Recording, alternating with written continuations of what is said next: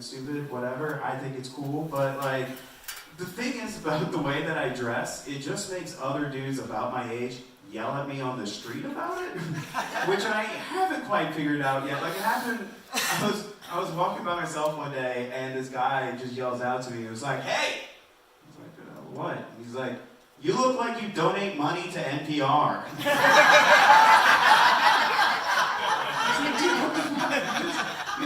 You didn't even meet me. You just saw me. Like, you have no idea how often I'm listening to NPR and I haven't given them a cent. I'm stealing public radio every single day. If I keep that up the air, it's not going to be fresh. Most of the things will not be considered. Terry might actually be gross. I said might be gross. That implies that she's currently not. I'm a gentleman. I don't know. Let's see. I got engaged just recently. Well, like a year ago, but like we haven't got married yet, so like it's still great. Got engaged, and no, your lack of response was correct because it is my second engagement. It's the second time I've been engaged. The first one that ended when we got divorced. There's a middle chunk in there, but we don't talk about it. Now, I don't know. Here's the thing. When I told my friends and family I got engaged the second time, they all kind of reacted similarly. They were like, "That's amazing. I'm so excited. Do you think this one's going to work?" Which is like a real shit thing to ask a person. Because first of all, there's two dark periods in my life, right? There's my divorce, and there's also when I recorded a nerdcore hip-hop album and put it on the internet for the public to listen to. And my mom chose divorce to make fun of me, which, like, is not even a good way to make fun of a person. Because in the United States, more or less, half of all marriages end in divorce, right? I'm going to be on my second marriage. That just means I got my half out of the way, you know? Statistically, this one's going to be fine. And if not, I only have to get married 2 more times, and then the math is back on my side. Say love is a game, and they're right. It's a numbers game. It's just as many as you can get. So it goes, "Oh man, beer, love it. Oh man, that Dayquil was like, no." And I'm like, "No." And the CBD oil is like, "They still hate you." It's a real miasma of anxiety in here, right? I don't know. I don't know. A little bit about my divorce, because still gotta get it out. All right, first of all, my ex-wife left me for our mutual best friend, like our third wheel that hung out with us all the time. Yeah, yikes, I know, that's the correct response. Actually, let me rephrase that. She left me for her best friend, my absolute worst friend. Objectively, that guy sucks. Not a good friend at all. No, but I'm mostly over the heartache of it. Obviously, I'm getting, married again. I'm super excited about that. But now I'm just mad at my ex-wife. Like she was a real shitty roommate. That's just kind of how it is. And to be fair, she kind of was. She'd get a dish out of the cabinet in the kitchen and leave the cabinet door open. She always had her boyfriend over at the house. Just shitty roommate behavior. We got in this stupid fight one time because I wanted a coffee table in the living room in front of the couch, and she did not. And I was like, "Why?" And she's like, "I just never had one. I don't see the point in getting a coffee table." And I was like, "Then where the fuck are we going to eat dinner? What are you, a Kennedy? We have a dining room I'm not aware of?" No. Netflix and lean cuisine. Come on. And now I have a coffee table, and every day I walk past it, and I'm like, "You're goddamn right, I got a coffee table." I built that coffee table with my own 2 hands, by the way. So, I learned carpentry to spite her. I'm like the Jesus Christ of pettiness. The carpentry part. Everything else, we are very good. He doesn't need CBD oil. I don't know what that was supposed to mean, but this is fun. That's the CBD oil we like to have. I don't know. We're talking about divorce. Yeah. My fiance and I, what's great is, we take trips together. I love that. We recently went to the beach. The hotel we were staying at had an indoor swimming pool. we're walking by the pool kind of late at night, and there was nobody in the pool. So I leaned over to her and I was like, hey, why don't we try that thing we've been talking about trying? She's like, yeah, let's do it. So we get in the pool, we start doing it, And all of a sudden these teenagers come barreling in out of nowhere, dive into the pool right in the middle of her teaching me how to swim. And I was like, God, you didn't see the float. This is a private lesson. You didn't see the floaties on the door when you came in? And there was like a sign. To throw salt in the wound, they started throwing a football around in the pool as if they looked at me and they were like, hey, you know how you're an adult and you can't swim and you couldn't make the football team in high school? Well, we can do both at the same time. Fuck you, old man. I think the reason I don't know how to swim is because when I was like 4 or 5 years old, I had this trauma. And my cousin was pushing me on a raft in the swimming pool, in my aunt's swimming pool. And my parents were like, don't push him in the deep end. So my cousin pushes me in the deep end, and I fell off the raft, sank to the bottom of the pool like a rock. My grandfather sees this, dives in to save me, risks everything. He's fully clothed, head to toe, sneakers, the whole nine. Took a big risk to save. I mean, it was 1988. He didn't have like a $1,000 iPhone in his pocket or anything, but like he made the effort. He went in, those kids were soaking wet, and he comes out. And the only thing I remember that happened after that was that I got to eat my very first Klondike bar, which I thought was pretty cool. So I think the only person in this room that knows exactly what I would do for a Klondike bar. Just risk my life. Also, I'm allergic to milk, so my parents were just like, hey, you almost died, have some poison, here you go. His whole life is behind him. He's going to be vaping CBD oil in like 30 years. It's going to be ridiculous. I'll get off that. I don't know.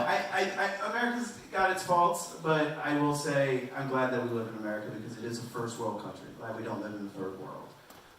Because if Super Mario Brothers has taught me anything, the third world is usually a water level, and I don't think I would do too well. I don't have much aquatic skill. I would probably drown. I did not see a Klondike bar in Mario at all, so it's good. No, where do we want to go from here? I don't know. I get on with my family pretty well. I had to see them a lot just recently because of the holidays. They live here. I should just be doing that normally, but I'm just not good at being a son or whatever they keep saying. And like, I don't know. I had to babysit my nephew the other day. My mom was babysitting in the first half of the day, and I went to go take over. And when I got there, my mom was like, hey, I already gave him some candy, da-da-da-da. She wanted to tell me that she already gave my nephew some candy. And so she did that thing that like all parents do, where they like spell out the words, that way the kid doesn't know what they're talking about. Like, we're going to order P-I-Z-Z-A for dinner or whatever.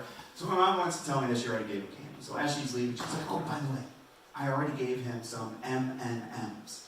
I was like, that's the word. That's how he asked for that. Like, throw in an ampersand or something. Like, and I know he doesn't know what an ampersand is because he calls a spoon and a fork a poon and a fuck. So, he is a very horny 3-year-old.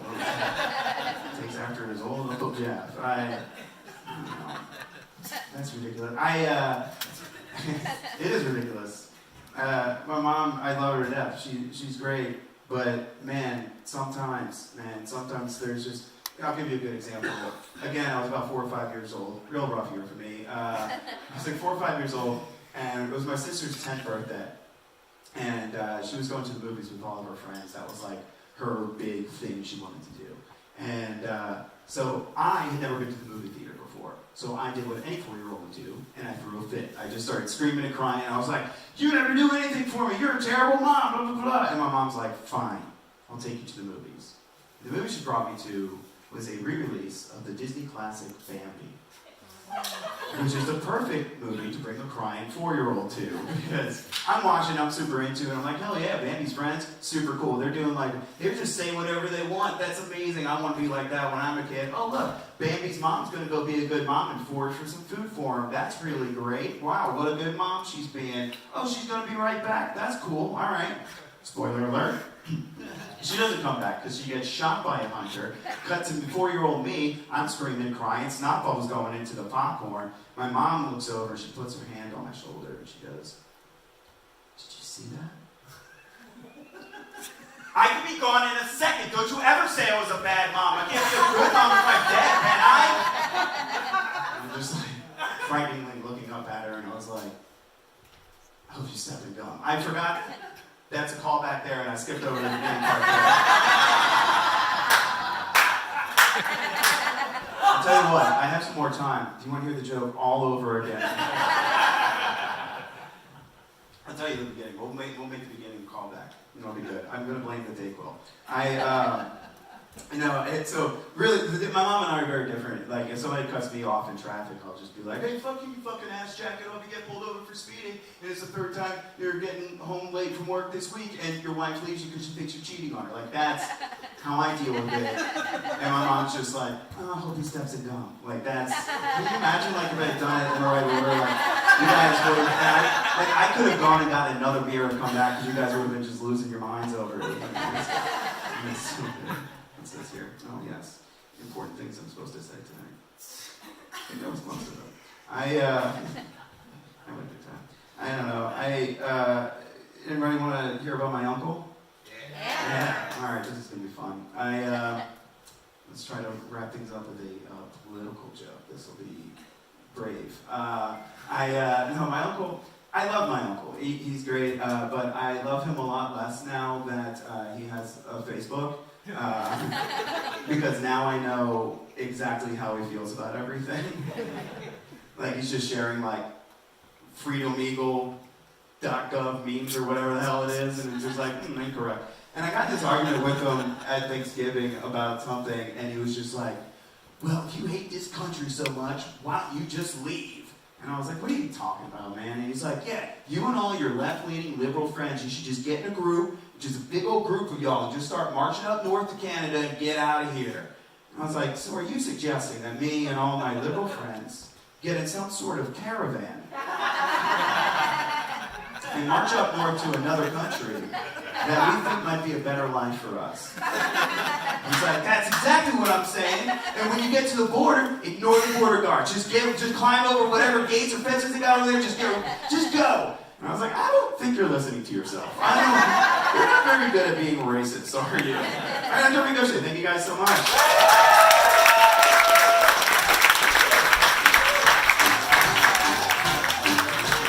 All right, give it up one more time for Geoff.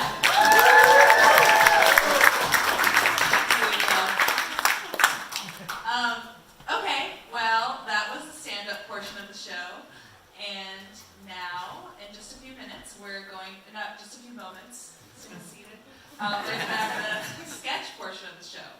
So, everybody get ready for Geoff's jokes to get morphed.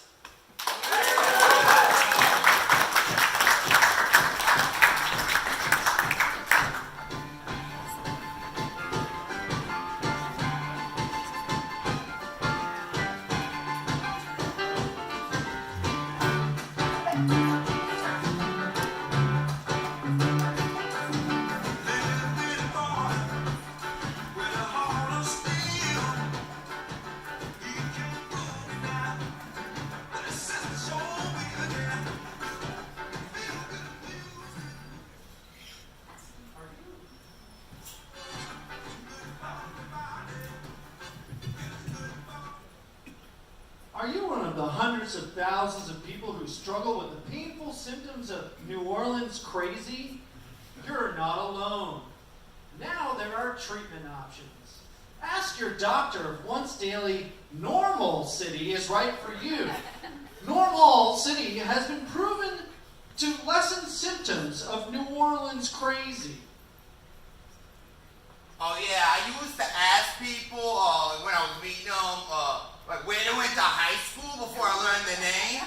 Yeah, and then based on that, I used to like think I genuinely knew that person, or like maybe a cousin from like way back in the day. But now to normality, I realize I'm an adult and I'm out of high school. So who the fuck cares? New Orleans crazy is a serious medical condition that affects a variety of people in New Orleans and the surrounding areas. For years, I lied to my parents about being Catholic. But to get my kid into a decent preschool, I lied about being Catholic and I told a nun my 2-year-old was proficient in Adobe Illustrator.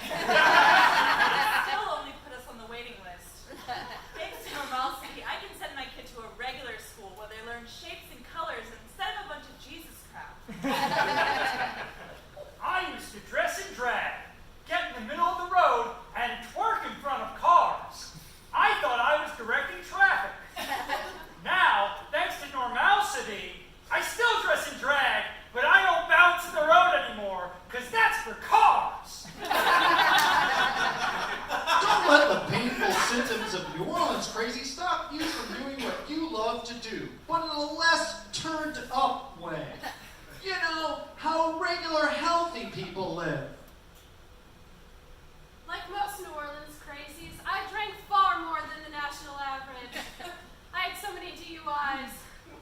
I still have DUIs, but now the cop that pulls me over isn't also drunk. When I realized that I had more costumes than real clothes, I knew I had a problem. But with Normalcity, now I only have one cheeseburger tutu. And I figured out just how much purple glitter eyeshadow I should wear. None! I was addicted to the highs and lows of Saints football. Now that I take Normalcity, my favorite football team simply wins or loses. They don't win the first half, then suddenly suck and start losing, then barely pull it out of their asses at the last minute. Now there's a proven treatment for your moderate to severe New Orleans crazy. My New Orleans crazy got so bad that at brunch I would order 2 Bloody Marys, a mimosa, and I would put hot sauce on my eggs Benedict even though I already had heartburn. Thanks to Normalcy, the lower third of my esophagus grew back. I work on a construction crew. And before, they just teach us how to tear up the roads and then stand around in a circle and stare at the hole that we made. Now that we all take Normalcity, we actually repair the road. Don't take Normalcity if you are allergic to plain mayonnaise. Allergic reactions could include rash, facial swelling, hives, and itching, and asphyxialis, which is very bad. Rare but serious side effects include going to work without a hangover, using a blinker when driving, recycling glass, not expecting a to-go cup, and boredom. Doctor, Normalcity is right for you.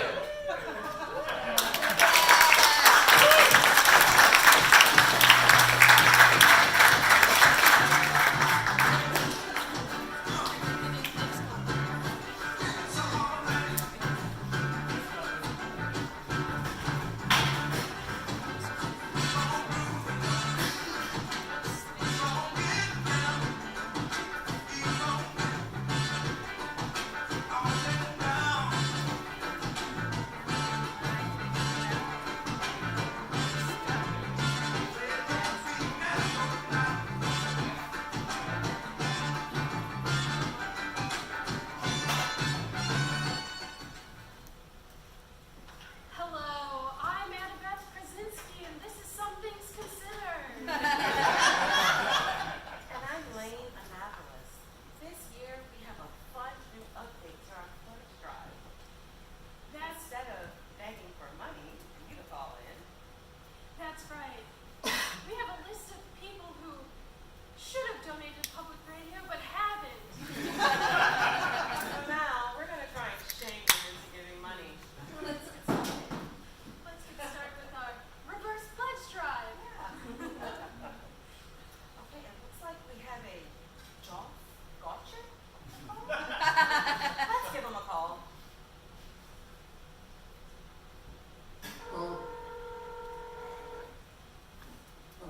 Hello? Hello, this is Annabeth Krasinski from Some Things Considered. We are legally required to tell you you're on the air. Oh shit! Oh, sorry. I was taking Dayquil. I gotta stop answering the phone to numbers I don't know. Again, we have to remind you that this is live. You're on the air. So let's try to keep the language PG. According to our records, it says that you look like someone who should donate to NPR. How about we make that a reality? Plus, you've also sworn on the air, so that's got to be worth $50 a month. I'm sorry, but I'm not donating this year.